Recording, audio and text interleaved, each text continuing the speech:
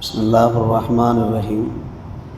Ma min kunna waqad warada al-khabaru an sayyidil bashar annahu qala sallallahu alayhi wa sallam ma min kunna imra'atun tuqaddimu bayna yadayha min waladiha salasa lam yablughul hins illa kana laha hijabu minan nar aw kama qala alayhi salatu wa taslim. பெருமானார் ரசூலே கரீம் ஸல்லல்லாஹு அலைஹி வஸல்லம் அவர்கள் யாரிடத்திலே எப்படி நடந்து கொள்வது, நம்முடைய அணுகுமுறைகளை எப்படி அமைத்து கொள்வது, நம்முடைய துணைவியரிடத்தில், நம்முடைய பிள்ளைகளிடத்தில், நம்முடைய பெற்றோரிடத்தில், அண்டை அயலாரிடத்தில், ஊராரிடத்தில், உற்றாரிடத்தில் நாம் எப்படி நடந்து கொள்வது என்கின்ற இந்த நடைமுறைகளை, பழக்க வழக்கங்களை, நாகரிக குணங்களை நமக்கு கற்றுத் தந்திருக்கிறார்கள். அந்த அடிப்படையில் நம்முடைய வீட்டு பெண்மணிகள், குறிப்பாக நம்முடைய துணைவியரிடத்தில் நாம் எப்படி நடந்து கொள்ள வேண்டும் என்பதற்காக அவர்கள் வழிகாண்பித்திருக்கிறார்கள்.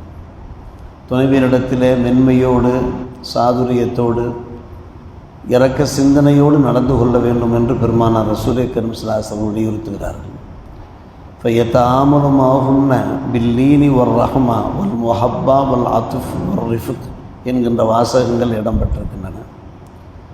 எந்த அளவுக்கு நாம் அவரிடத்தில் நளினமாக நடந்து கொள்ள வேண்டுமென்றால், லாபகமாக நடந்து கொள்ள வேண்டுமென்றால், அனஸ் இப்னு மாலிக் ரலியல்லாஹு அன்ஹு அறிவிக்கிற ஒரு ஹதீஸ், பெருமானார் ரசூலே கரீம் ஸல்லல்லாஹு அலைஹி வஸல்லம் அவர்கள் ஒரு பயணத்தில், ஒரு சஃபரில் இருந்தார்கள். அவர்களுடைய பணியால் குலாம் அஸ்வத், அவர் பேர் அஞ்சஷா, இனிய குரலிலே பாட்டு பாடக்கூடியவர். வக்கான ஹசன சவுத், அவருடைய சவுத் ரொம்ப இனிமையாக இருக்கும், மதுரமாக இருக்கும். அவர் உடன் இருந்தார். அவரை பார்த்து பெருமானார் ரசூலே கரீம் ஸல்லல்லாஹு அலைஹி வஸல்லம் அவர்கள் பகர்ந்தார்கள், யா அஞ்சஷா ருவைதக சௌகம் பில் கவாரிர். இன்னொரு ஹதீஸில் வருகிறது, யா அஞ்சஷா வைஹக் இருஃபக் பில் கவாரிர் என்றார்.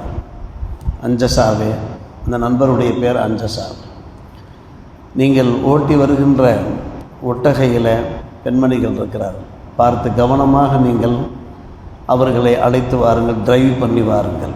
சௌகம்பில் கவார், காரணம் அவர்கள் பளிங்கு பாத்திரங்களை போன்றிருக்கிறார்கள் என்றார்கள். கவாரீர் என்றால் காரூராவுடைய பன்மைதான் கவாரீர், பளிங்கு பாத்திரங்கள். கர்ரை என்ற வார்த்தையிலிருந்து அது பெயர்க்கப்பட்டதாக இருக்கிறது. கர்ரை என்றால் தரிப்பட்டிருக்கும், அது ஸ்தரமாக இருக்கும் என்பது பொருளாகும். பளிங்கு பாத்திரங்களில் நாம் சில பொருள்களை பாதுகாத்தோம் என்றால் நீண்ட காலம் அது பாதுகாப்பாக இருக்கும் என்பது அனைவரும் அறிந்த ஒரு உண்மையாகும். இதன் காரணமாகத்தான் நம்முடைய வீடுகளில் பார்க்கலாம், பெரும்பாலும் வீட்டு பொருள்கள், மளிகை பொருள்களை பளிங்கு பாத்திரங்களில் வைத்து பாதுகாப்பதை நாம் பார்க்கலாம். அதில் ஒரு கரார் இருக்கிறது என்கிற காரணத்தினாலே. பெண்களை பற்றி பெருமானார் ரசூலே கரீம் ஸல்லல்லாஹு அலைஹி வஸல்லம் அவர்கள் எடுத்துரைக்கிற போது அவர்களை பளிங்கு பாத்திரங்களுக்கு ஒப்பீடு செய்கிறார். என்ன காரணம்? நாம் அந்த கண்ணாடி பாத்திரங்களை எப்படி லாபகமாக கையாளுவோமோ, அதை நாம் எடுக்கும்போது, வைக்கும்போது, நாம் அலமாரிகளில் பாதுகாக்கிற போது கொஞ்சம் தவறினோம் என்றாலும் அது கீழே விழுந்து உடைந்து போய்விடும், நொறுங்கி போய்விடும், சுக்கு நூறாக ஆகிவிடும். அதே போன்றுதான் உங்களுடைய பெண்களிடத்திலே நீங்கள் மென்மையை கடைபிடிக்க வேண்டும் என்பதை நிகழ்ச்சியின் வாயிலாக நமக்கு உணர்த்தி காண்பிக்கிறார். இருஃபக் பில் கவாரீர் ஏனி அன்னிசா, உங்களுடைய துணைவியரிடத்திலே நீங்கள் மிகவும் ரிஃப்காக நடந்து கொள்ளுங்கள், மென்மையாக நடந்து கொள்ளுங்கள் என்கிற இந்த ஹதீஸிலே அன்பான பெருமக்களே பல நல்ல கருத்துக்கள் இருப்பதை நாம் பார்க்கிறோம். எனவே தான் இன்றைய காலகட்டத்தில் பல குடும்பங்களில் பிணக்குகள் ஏற்படுகின்றன, மன முறிவுகள் ஏற்படுகின்றன, பெண்கள் குலா கேட்கின்ற ஒரு சூழ்நிலை உருவாகிறது.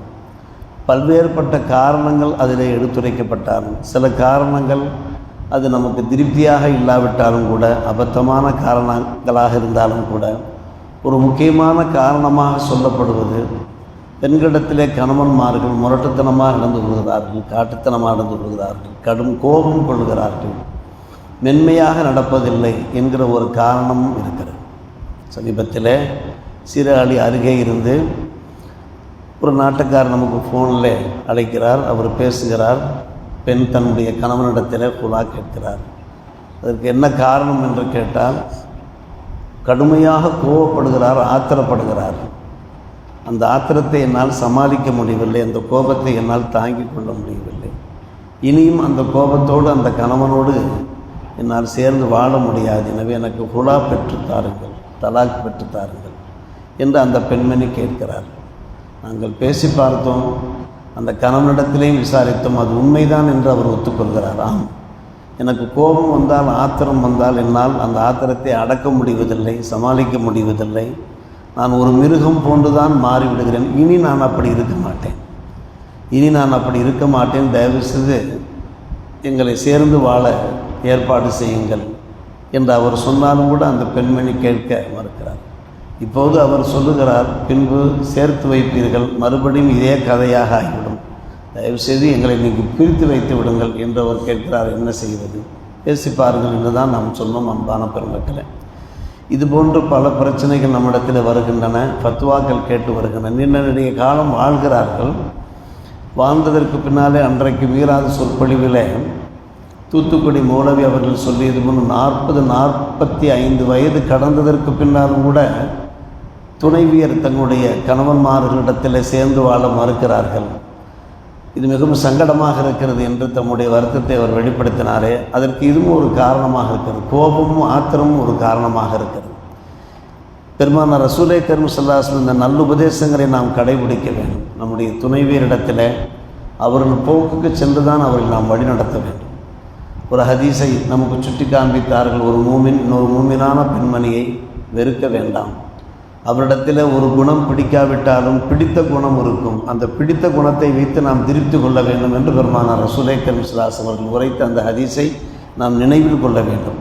மொத்தத்திலே பார்க்கிற போது பெண்களிடத்தில் பேசும்போது அவர்கள் போக்கில் மென்மையாக நாம் பேசினோம் என்றால் நாளடைவில் நாம் கோபப்பட்டாலும் கூட அந்த கோபத்தை அவர்கள் செல்லமாக எடுத்துக்கொள்வார்கள் என்பதுதான் உண்மை. பெருமானார் ரசூலே கரீம் ஸல்லல்லாஹு அலைஹி வஸல்லம் பல சந்தர்ப்பங்களை உணர்த்தி காண்பார். ஒரு பெண்மணி பெருமானார் ரசூலே கரீம் ஸல்லல்லாஹு அலைஹி வஸல்லம் ஆதங்கப்பட்டார்கள், யார் சொல்லலாம், ஆண்கள் இருக்கிறார்களே அவர்கள் உங்களுடைய ஹதீஸை வாழ்க்கையில் கடைபிடிக்கிறார்கள், பல வாய்ப்புகள் சந்தர்ப்பங்கள் கிடைக்கின்றன, அதே போன்று நீங்கள் அவர்களுக்கு அதிகமாக ஹதீஸ் சொல்கிறீர்கள், உங்களோடு ஆண்கள் நிறைய இருக்கிறார்கள், ஆனால் நாங்கள் வீட்டிலே இருக்கிறோம், எங்களுக்கு ஒரு நாளை நீங்கள் ஏற்பாடு பண்ணால் என்ன, எங்களுக்கு ஒரு நல்லுபதேசம் செய்ய வேண்டுமே, அல்லமுனா மிம்மா அல்ல மக்கள்லாம் அல்லாஹ் உங்களுக்கு கற்றுக் கொடுத்த நல்ல விஷயங்கள் நாங்கள் கற்றுக்கொள்ள வேண்டுமே, அப்படியானால் ஒரு நாள் பெருமானார் ரசூலே கரீம் ஸல்லல்லாஹு அலைஹி வஸல்லம் என்ன நடக்கிறார், ஒரு நாளை குறிப்பிட்டு இந்த நாளில் எல்லோரும் ஒன்று சேருங்கள், நாம் உங்களுக்கு தேவையான விஷயங்களை எடுத்துரைக்கிறோம். வந்தார்கள். பெருமானார் ரசூலே கரீம் ஸல்லல்லாஹு அலைஹி வஸல்லம் அவர்கள் அந்த பெண்கள் என்ன சொன்னோம் என்றால் அவர்கள் சந்தோஷப்படுவார்களோ மகிழ்ச்சி அடைவார்களோ. உங்களுடைய 3 பெண் மக்கள் சிறு பிள்ளைகளாக இருக்கிற போதே இறந்து விட்டார்கள் என்றால் நிச்சயமாக மறுமை நாளில் நரகத்திற்கு உங்களை செல்ல விடாமல் அவர்கள் ஒரு தடுப்பாக இருப்பார்கள் என்று சொன்னவுடனே பெண்கள் சந்தோஷப்பட்டார்கள். எத்தனையோ குடும்பங்களில் குழந்தைகள் இறந்து போவதை நாம் பார்க்கிறோம். அப்போது அந்த குடும்பத்தில் உள்ளவர்கள் மிகவும் வேதனைக்கு சென்று விடுகிறார்கள், மிகவும் துக்கத்தில் ஆழ்ந்து விடுகிறார்கள். ஆறுதல் படுத்தும் முகமாக சொல்லுகிறார்கள், அவர்கள் உங்களுக்கு ஹிஜாபும் என்னன்னா நரகத்திலிருந்து திரையாக ஆகிவிடுவார்கள். எனவே அந்த நேரத்தில் நீங்கள் பொறுமையை மேற்கொண்டீர்கள் என்றால் மௌத்து ஹயாத் என்பது அல்லாஹ்வுடைய கரத்தில் இருக்கிறது. வேறு சில ஹதீஸுகள் அவரது 2 பெண் மக்கள் இறந்தாலும் சரி, ஒரு பெண் பிள்ளை இறந்தாலும் சரி என்றெல்லாம் வருகிறது. மொத்தத்தில் பிள்ளைகள் இறந்து போய் பொறுமை காத்தால் நீங்கள் நரகத்திற்கு செல்லாமல் சுவனம் செல்ல வாய்ப்பு உண்டாகிறது என்கிற அந்த ஹதீஸ் அதை எடுத்து சொல்லி, இது போன்ற பல நல்ல விஷயங்களை எடுத்து சொல்லி அந்த பெண்மணிகளை ஆறுதல் படுத்துகிறார்கள் பெருமானார் ரசூலே கரீம் ஸல்லல்லாஹு அலைஹி வஸல்லம் என்பதை நாம் பார்க்கிற போது, அன்பு சகோதரர்களே, பெரியவர்களே, குடும்பங்களில் பிணக்கு ஏற்படாமல், மனக்கசப்பு ஏற்படாமல், முறிவு ஏற்படாமல் இருக்க வேண்டும் என்றால் பெண்களிடத்திலே பெருமானார் சொன்ன அஞ்சஷாவை பார்த்து சொன்ன அந்த ஹதீஸை நாம் என்றைக்கும் நினைவில் நிறுத்த வேண்டும். யா அஞ்சஷா ருவைதக சௌகம்பில் கவாரியம். இன்னொரு ஹதீஸில் யா அஞ்சஷா வைஹக இருஃபக்குபில் கவாரியம். பெண்கள் இருக்கிறார்களே அவர்கள் கண்ணாடி பாத்திரங்கள் போன்றவர்கள். எனவே கண்ணாடி பாத்திரங்களை எப்படி நீங்கள் லாவகமாக கையாள்வீர்களோ அதே போன்று பெண்களிடத்தில் நீங்கள் மென்மையாக நளினமாக நடந்து கொள்ளுங்கள், உங்களுக்கு இடையிலான அந்த அன்பு அதிகரிக்கும் என்கிற அந்த ஹதீஸை நமக்கு எடுத்துரைக்கிறார்கள். வல்ல ரஹ்மான் இது போன்ற ஹதீஸ்களை கேட்க அமல் செய்ய நம்ம எல்லோருக்கும் நல்ல புரிவானாக. வாஹிர் தாவானா அல்ஹம்துலில்லாஹி.